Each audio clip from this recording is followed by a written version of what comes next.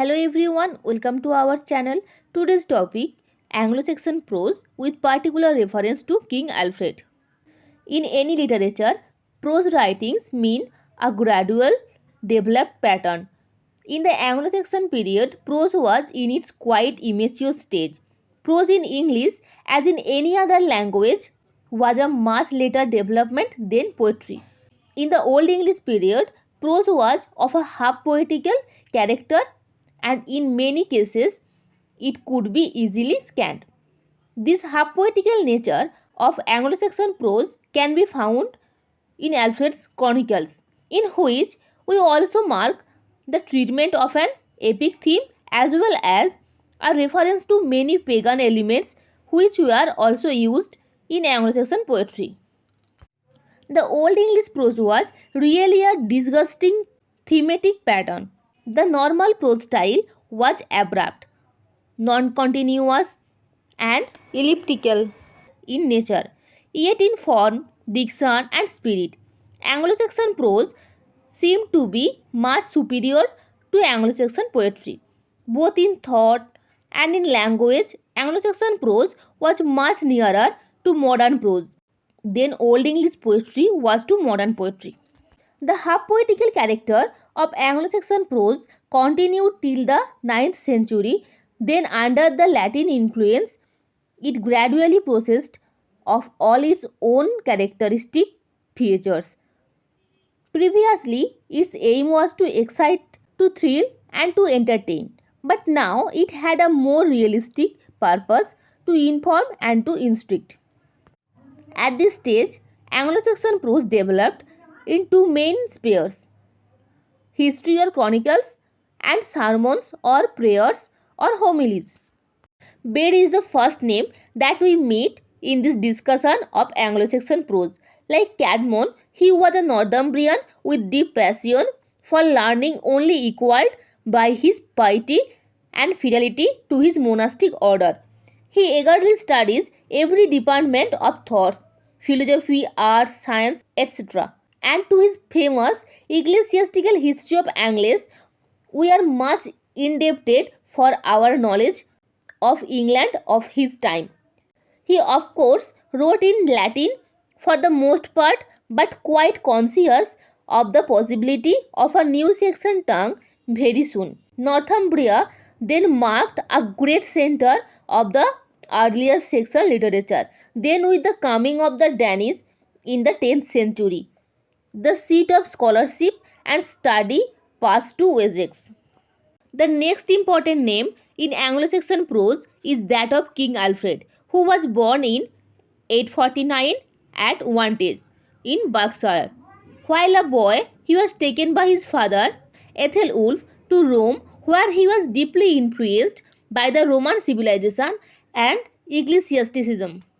Returning home, Alfred set to writing prose literature. As a king, at first he established peace and order in his kingdom, and then he applied himself to the task of the intellectual life of the people. In fact, Alfred is rightly called the father of English prose. For this purpose, he sat down to increase the volume of English literature and superintended the translation of many Latin books into English prose.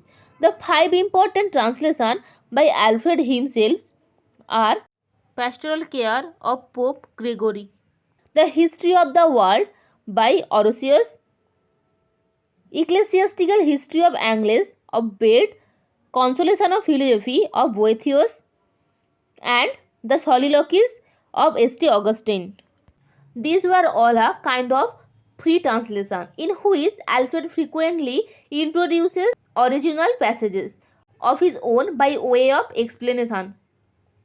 His style, for the most part, is simple, clear and straightforward and has a charm of literary ingenuity.